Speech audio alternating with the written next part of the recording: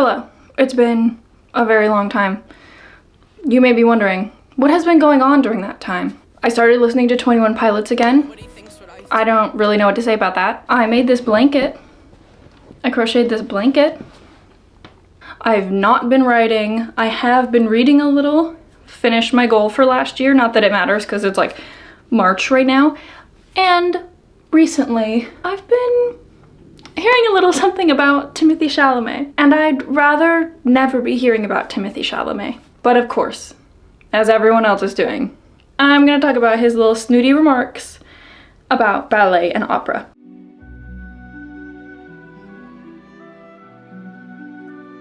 More on the ballet side, but I think most of what I'm gonna say can relate to both of them. So I have her here. Let's all remind ourselves. And I don't want to be working in ballet or opera or, you know, things where it's like, hey, keep this thing alive, even though no one cares about this anymore. All respect to the ballet and opera people out there. I just lost 14 cents in viewership. Let's just start with why this might be so important to me. I think that I can even reach down here and just pull out at least one point shoe. I have a very tumultuous relationship, as you could put it, with the art of ballet. I have been dancing since I was 5, started taking ballet more seriously around 11, went to a couple summer intensives, and then my first university I was studying ballet, I was studying dance, and then COVID hit. I transferred schools, stopped dancing, joined a ballet club at my university, got on the officer board, we put on some shows, and then just started taking adult ballet classes after that. I have a long-standing love-hate relationship with the art of ballet. You could go on and on with me about the pros and the cons of the art form and the way that we keep it alive, as in the studio, the tradition, and all of these things that I think are incredibly outdated about ballet. However, fundamentally, with the concept that Timothée Chalamet is presenting here, that no one cares about ballet and opera, you're only gonna lose 14 cents in viewership over his remarks because no one cares. It's almost counterintuitive to the more accurate and long-standing arguments, I wouldn't say against, but arguments for ballet and opera. But he's not talking about any of that. What are those arguments?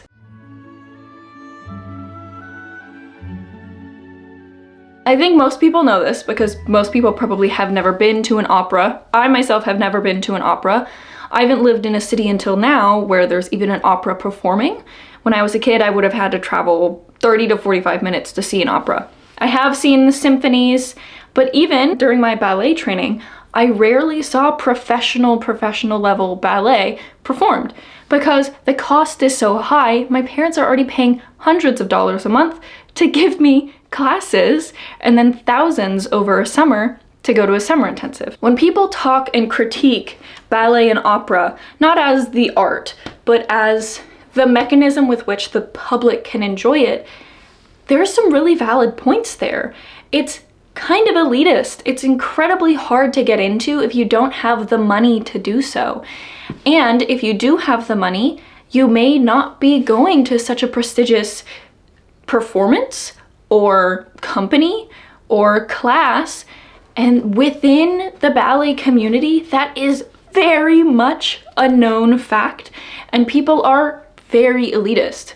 I wouldn't say that my home studio as a kid was like the elite. I went to a smaller one in my city, which was a smaller city around the Metroplex, and sometimes you could tell based on the training you're getting or the way that other students from other studios would treat you. And I'm like a child, you know, and I'm aware that I'm going to a lesser studio in their mind. So you're already putting this on a kid, the concept of what is good based on money, while already you have to be paying hundreds a month for ballet classes. I assume the same with opera. You have to be having outside training. This isn't something that goes on in a public education, a school setting. Unless you're going to an arts school, this isn't something that is provided at school.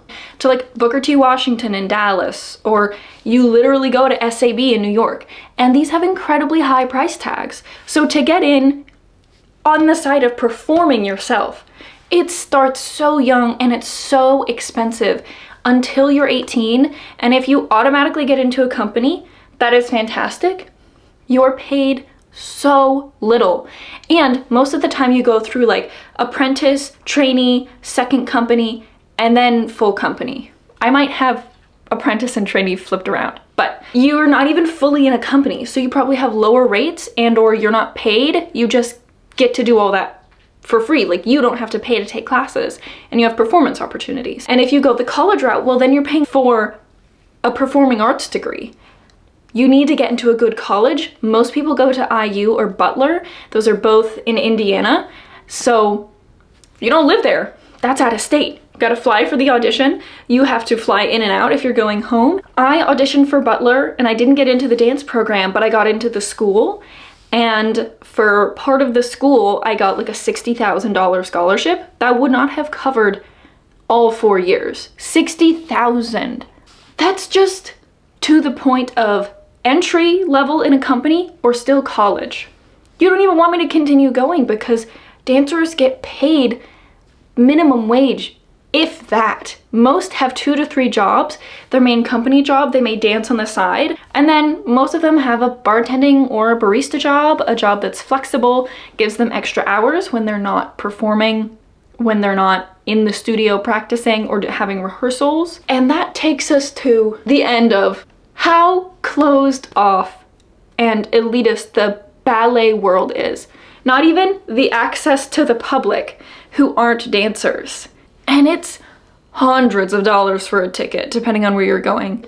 This is not something that is easily affordable for most people. It's kind of elitist. I can't disagree with people who make those arguments.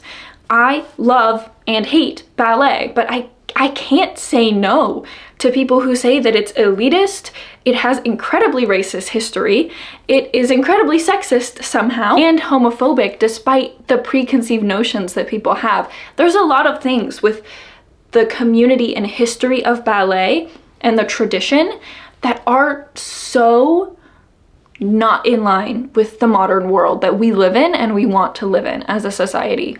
But Timothée Chalamet isn't talking about any of that.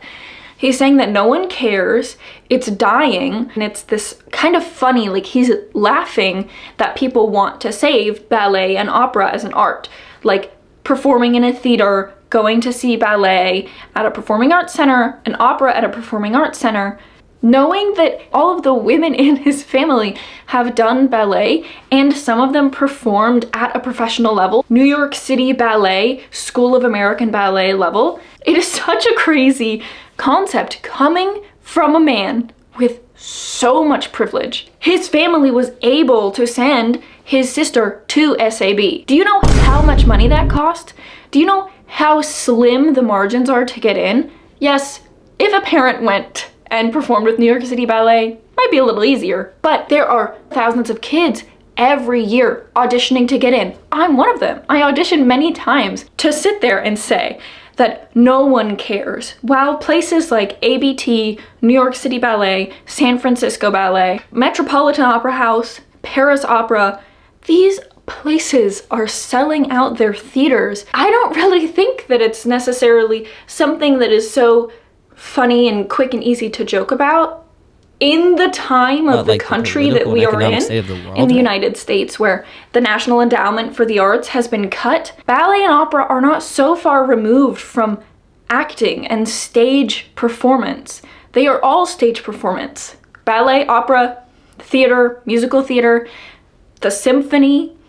These things are all important. The only important thing in the world isn't just film and TV. You can't really have one film without the others. We've been doing ballet and opera and symphony and performing plays and musicals on stages for a long time before the camera existed. This goes back to King Louis with ballet and obviously Shakespeare, and long before that we had people performing, telling stories in various ways with various aspects of the human body.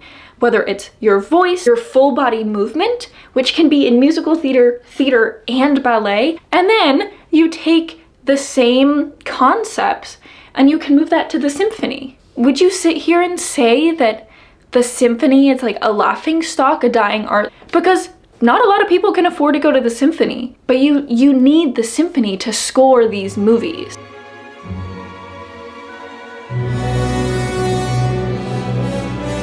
We have someone of such a high level like Timothée Chalamet talking about ballet and opera, and thus, in my opinion, the rest of the non-film performing arts, musicals, stage plays, symphony, as if these are things that are unimportant, don't need to be saved, don't need to be talked about.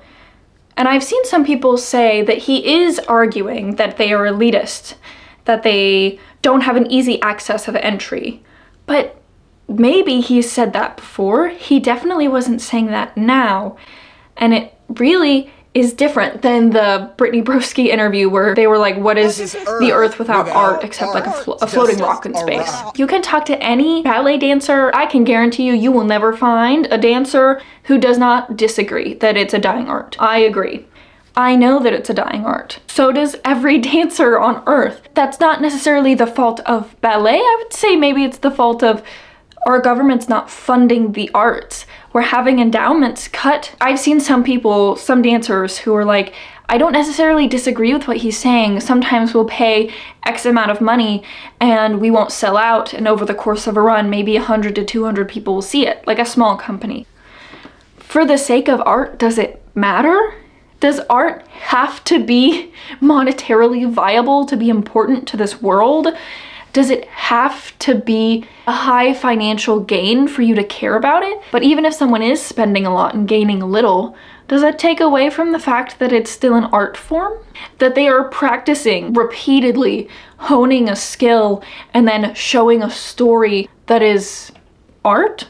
Like, obviously Timothée Chalamet will never see half of the videos that anyone has made about this. I don't even think that he would have watched the Doja Cat video. I don't think he cares. I think that he has reached a level of fame and superiority complex where he can't even imagine something like ballet or opera having any meaning to be saved, even though it is having an incredibly hard time in the modern age. Because despite having a hard time, it still exists. And these art forms want to exist. In person, on stage, the same way that the film industry wants movie theaters and the viewing experience of a movie to be what it has always meant to be. This incredible experience where you can see every aspect of someone's art in front of you. You see the story unfold, and that can go across many art forms, not just ballet and opera, not just film. It can go into art, painting, sculpture, again, symphony, stage plays, musical theater. All of these things don't have the same incredibly high backing that something like Hollywood does. But it doesn't mean that they're any less valuable, even if they don't put out billions of dollars. Humans shouldn't be striving to just achieve money through art. I think that we should be striving to achieve reaching someone. It doesn't even need to be a story. Sometimes you see a ballet and it means nothing, but just the way that someone is moving and connecting to music literally brings you to tears. I once cried at a ballet about Amelia Earhart. And I'm not biased because I have an Amelia Earhart tattoo on my leg. I didn't have it at the time. I mean, I still really liked her. There are stories to be told through dance that are incredibly impactful. These are things that are just as important as Marty Supreme.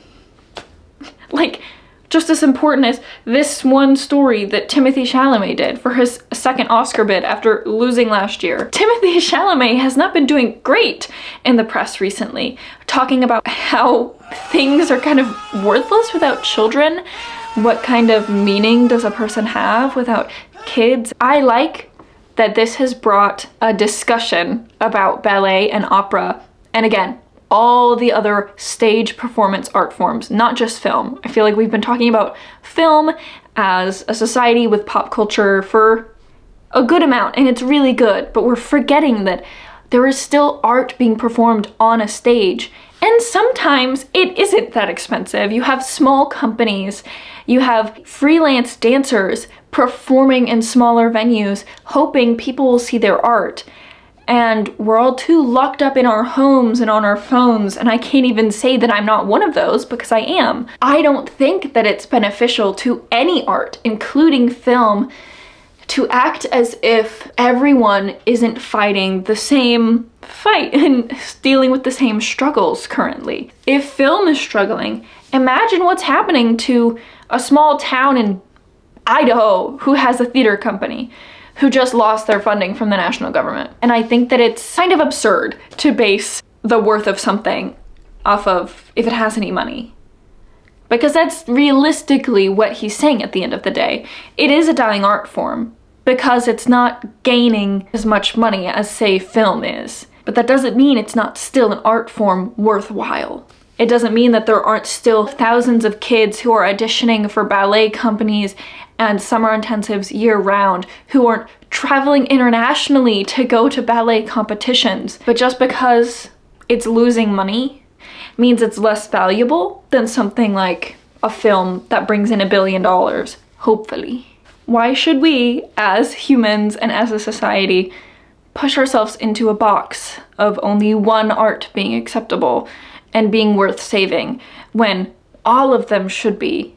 And we should find ways to make sure that they stay around despite the money that they're not receiving from our governments, despite the money that some think they need to be viable and valuable for society. So no, I don't think no one cares about ballet or opera. I don't think that something like that would only lose 14 cents in viewership. I think that these art forms are in a world where monetary value trumps everything else. So if someone who is incredibly rich, incredibly privileged, and has family who have done ballet for a long time, thinks that they are not worth it and that's something he'd never want to be attached to, that's fine. There's someone who dances and is like a little white boy with brown hair. It's Tom Holland. Have you seen him dance? He probably still could. It's been a long time.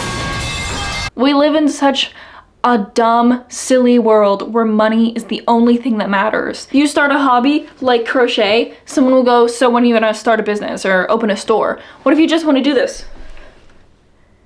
What if you just want a blanket? What if you want to barter your dad for a camera? I did that. We live in a world where money is the only thing that matters. And no matter what, that diminishes all art instead of letting the art itself speak despite whatever money is involved.